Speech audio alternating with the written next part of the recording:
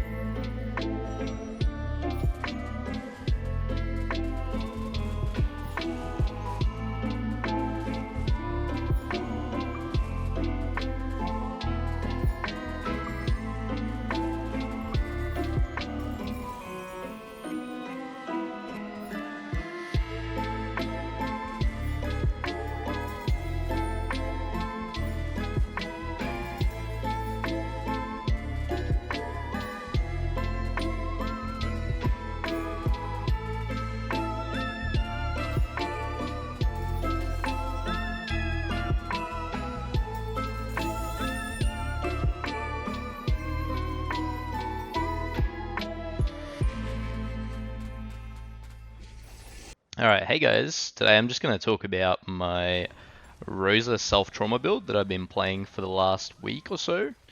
First things first, big shout out to Thor of the North. This is the build that he, as far as I'm aware, came up with and at least popularized in the Western Torchlight scene.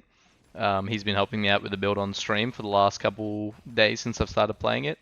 And I wanted to make a video kind of going over most of the mechanics of the build because I don't know if it's going to be in the same state, in future patches and things like that. But it is interesting to talk about the way the build functions, how we scale damage, how we scale defense, and sort of how Rosa is really, really strong with this setup. So first things first, um, we scale damage in a pretty non-traditional way where we're not really relying on a main skill to do damage. We're actually relying on this soul candle here, which says gain trauma with 1200 base damage upon dealing physical damage. So this is normally a downside. This gets applied to us and this would ordinarily kill most characters in the game. But we're taking advantage of a core talent. In the initial builder, I'll recommend running the Ronin tree so you can pick up full defense as one of your core talents. But I actually have it on a pedigree, but it performs exactly the same way. So what it says is you're immune to dot damage when holding a shield. So as long as we have this node and we're using a shield, the self-trauma that we apply to ourselves will do nothing. And essentially what we're doing with this build is we're utilizing an interaction with Plague, which spreads dots to nearby targets with an increased duration. So essentially we're spreading the plague that's stacking up on us, or the trauma dot, and we're spreading it to enemies around us. So how do we actually scale the damage, and how do we apply the physical damage initially to be able to proc the candle downside? Because as you can see, it says we need to deal physical damage. Well, we actually use Frost Shield, which is it says it gives you a shield which circles around the caster dealing cold damage. So initially what we were doing is we were running this with added physical damage, but I don't know if this is a bug or not. I disabled added physical damage and I still am applying the trauma stacks to myself. So I'm currently not actually running any physical damage, but somehow Frost Shield is still doing enough to proc the Trauma Candle and start the cycle. So because we're using this setup, we actually can run 5 defensive active abilities with Rhythm, which is kind of insane because we don't need, Burst of Anger or Bull's Rush that most builds use. And we use things like Delayed Pain, Star Stalker, Force Start, Aegis of Fire, and Frost Shield, which makes us incredibly tanky as a baseline before we get into the other defenses of the build, which I'll talk about later. So how are we scaling the damage even further? We're using the shield Eterna Martyr, which first has this mod that's really important, which is adds the physical damage of your main hand to base trauma damage. And the second most important line being up to 100% of the life regeneration speed is also applied to reaping cooldown recovery speed. Um, we then have a weapon with high base physical damage, which is really important. So we've got a dream crafted implicit with physical damage. We've got flat physical damage, and we have increased gear fizz, and a T0 mod of the same as the shield, which is adding physical damage of the main hand weapon to trauma damage. So with this, we can effectively get up to 500% of our weapon's damage into base trauma. And then on the suffixes, we're using reaping cooldown recovery speed, which I'll talk about shortly. So essentially, these two items are pretty essential to scaling the damage and having a good physical weapon. So after that, we'll talk about Reap and what it does for the build. So we have multiple sources of Reap on this build. For example, if you're running single target, you can use King's Boon Boots.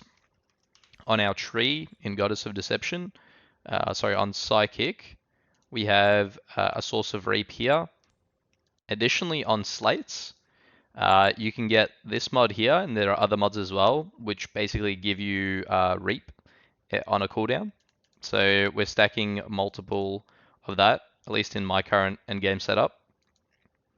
And then essentially we're using this mod here, the regeneration speed applies to reaping cooldown recovery, in combination with Mere Eternity, which in my opinion is probably the best in slot armor for this build, which says if you have at least 65,000 armor, gain 100% life regeneration speed, which with no other sources of reaping cooldown would give you double damage, because reap is the majority of the damage for this build.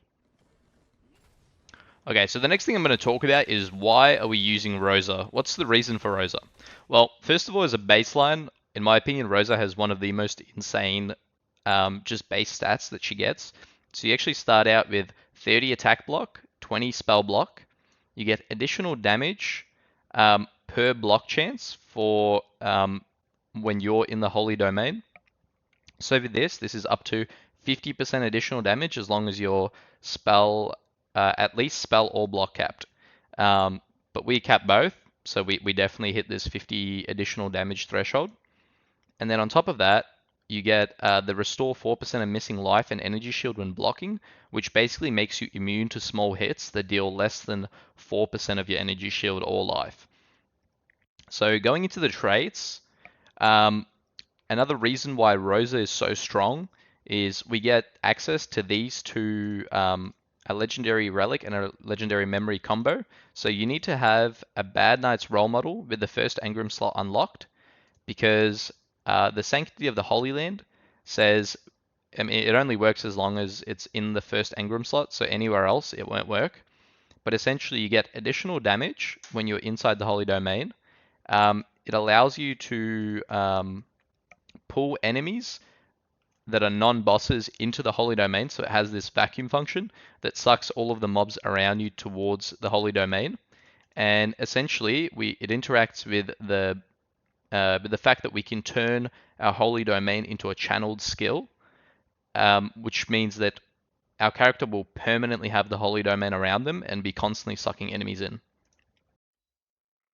So essentially with Rosa, another thing that we get to scale our damage is the fact that Murderous Intent on Rosa, which is this stat in the bottom here next to your hero trait. See how it says 271 for me? So when we look at the hero trait, for every 2 Murderous Intent you have, +1 additional damage dealt to enemies within the Holy Domain if you've blocked recently. So just from this alone, I'm getting 135% additional damage and combined with Desperation, which says 5 Murderous Intent grants 2% additional damage dealt to enemies within the Holy Domain. So stacking these two things together is almost like a double or triple damage multiplier. And the way we scale our Murderous Intent is with the Crush Notable, which says for every 1% block ratio, gain Murderous Intent upper limit of 2 up to 150. So this raises your cap from 150 Murderous Intent cap to potentially 300 if you have enough block ratio for the build. So every point of block ratio that you can get on Rosa grants her more than 1% additional damage. So this is a good time to talk about the defenses I've been able to reach on this build. Currently looking at my character, I've got 100,000 armor, which caps me out at taking 80% of mitigating 80% of non-physical and physical damage. I've also got 100 attack block, 99 spell block, and 80 damage block ratio. So this means that when I take a hit, it'll get reduced by 80%, then reduced by 80% again, and then get reduced by my resistances. So just to give you an example, that means if I take a hit of 100,000 elemental damage, that'll be mitigated all the way down to 920 damage before any additional multipliers on top of that. You can get modifiers that say things like less additional damage taken by nearby enemies or less additional damage taken while on low mana, which stacks multiplicatively with the defenses that we currently have. But in the current state of the build, I don't really feel like I need to invest any more because I can essentially tank everything in the game that you're supposed to be able to tank. So there are certain abilities that do, upwards of 10 million damage with some of the bosses, and I don't think it's possible to tank them, but everything else this build can tank. On top of that, we're actually stacking quite a lot of injury buffer. So we've got 11% of injury buffer here. On the, I think it's Goddess of Deception tree, we get another 8% injury buffer. Then from our active skill, we have very good uptime on delayed pain, which gives us another 22% injury buffer. And the way this works is it's sort of like Petrified Blood from Path of Exile, where when you take damage, it'll be taken over 4 seconds. So even the damage that we are taking is getting even further reduced, with about half of it being taken over 4 seconds. So this makes us near immortal to most things in the entire game. For the majority of this character, I played with 22 elemental resistances because I couldn't be bothered capping my resistances, and I took so little damage in 8-4 deep space maps. Alright, now I'm going to talk a little bit about my setup and my endgame min-maxed version of the build. There's still some upgrades to go, but this is very high investment. I can't directly recommend this to you as a viewer because this is very dependent on the availability of certain pedigrees in the economy.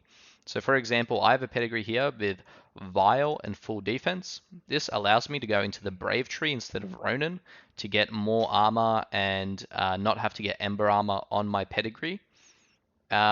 Essentially then what I'm doing is I'm using Vile to enable critical damage as a new additional damage multiplier for the build. I'm using a lot of critical damage suffixes. This is the only difference from the builder that was provided to you guys, is that I'm going to be scaling critical damage on my prisoner rings, in the suffixes, in pretty much everywhere that I can fit critical damage. I'm getting critical damage. And this just gives me an additional damage multiplier that keeps scaling my damage. I'm also using +1 Curse Eternity, which gives me a bunch more damage, like another 30% additional damage from being able to pick up my second curse. Okay, now let's talk about some things that are really important for you to know about the build.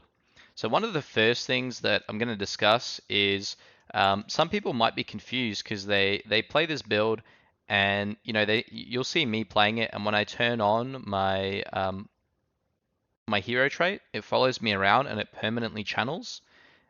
This won't work inherently, so you actually need to go into your settings, and in your settings you can go to Battle, and over here where it says High Court Chariot, make sure to press Auto Guide, and as long as you tick this box, you'll just have to press the hero trait once and it'll follow you around everywhere you go. You won't actually have to hold the button to channel it. It'll just always be channeling. So this is really important for the quality of life of the build.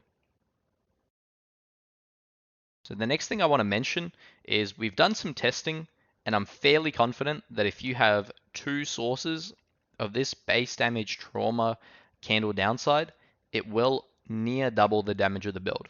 I would say for mapping, this is not necessary. I much prefer to have something like Sealed Mana and a Soul Eater candle mod, but you can, for bosses, switch over to a double trauma mod to get more damage on boss single target. So that's going to be it for my self-trauma Rosa build and explanation of the build. If you have any questions, feel free to leave a comment. I also stream every single day from 5 a.m. to 10 a.m. Eastern Standard Time or 11 a.m. to 4 p.m. Central European Standard Time. So pop in, say hi. If you have any questions about the build, I'm always answering. I'm always helping people, figure their way through the trauma build. I really appreciate you guys checking out the video. I hope you have a nice day.